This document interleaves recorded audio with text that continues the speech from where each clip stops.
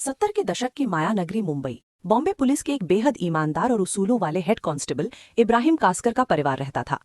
इब्राहिम एक ऐसा शख्स था जिसने जिंदगी भर अपनी खाकी वर्दी पर रिश्वत का एक दाग नहीं लगने दिया। लेकिन नियति का खेल देखिए, उसी पुलिस वाले के घर में एक ऐसा नापाक मंसूबा आकार ले रहा था जो आने वाले दशकों तक भारत की छाती पर मूंग डलने वाला था।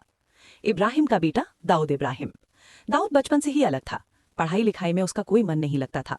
उसकी आंखें हमेशा अपने इलाके के उन भाई लोगों को घूरती थी जो महंगी घड़ियां पहनते थे, जिनके पास इंपोर्टेड गाड़ियां थीं और जिनके एक इशारे पर पूरा बाजार बंद हो जाता था। दाऊद की आंखों में मुंबई के अंडरवर्ल्ड का बेताज बादशाह बनने की भूख थी। शुरुआत हुई डोंगरी की सड़कों पर छोटी मोटी चोरियों, राहगीरों को लूटने और दुकानदारों से हफ्ता वसूली करने से। उस वक्त मुंबई पर राज था बड़े खिलाड़ियों का, हाजी मस्तान, यूसुफ पटेल और करीम लाला। स्मगलिंग की दुनिया पर करीम लाला का राज था। 20 साल के उस नौजवान दाऊद ने करीम लाला का गैंग ज्वाइन कर लिया। दाऊद का काम था स्मगल किए गए सोने, घड़ियों और हथियारों की कंसाइनमेंट को पुलिस की नजरों और बाकी दुश्मन गैंग से बचाकर सुरक्षित ठिकाने तक पहुंचाना। लेकिन दाऊद कोई आम गुर्गा नहीं था। वो सांप की तरह कुंडली मारकर बैठा था, बस सही वक्त का इंतजार कर रहा था। गैंग में करीम लाला के 2 सगे भांजे भी थे, आलमजेब और अमीरजादा।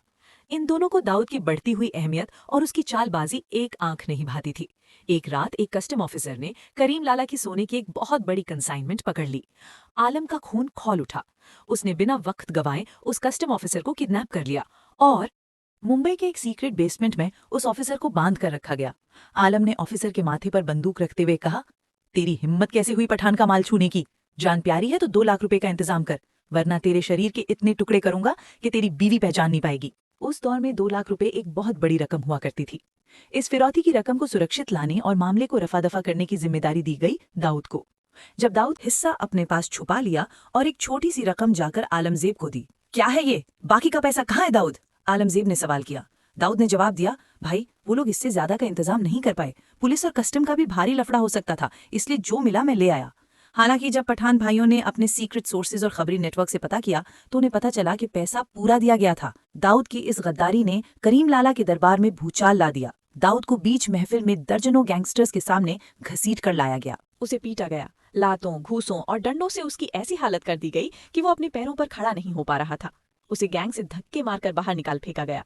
दाऊद ने उसी रात तय कर लिया था कि वो अब किसी के लिए काम नहीं करेगा। वो खुद अपनी गैंग बनाएगा। उसने अपनी खुद की सिंडिकेट डी कंपनी की नींव रखी। उसने अपने भाइयों साबिर, इकबाल, अनीस और नूरा को अपने साथ मिलाया। अब वो सिर्फ स्मगलिंग नहीं कर रहा था, वो एक पूरी की पूरी पेशेवर फौज तैयार कर रहा था। दाऊद खुद एक एक लड़के को चुनता था। बॉम्बे की सड़कों पर अब रोज खून बहने लगा था। दाऊद गैंग और पठान गैंग के बीच की दुश्मनी अब नासूर बन चुकी थी।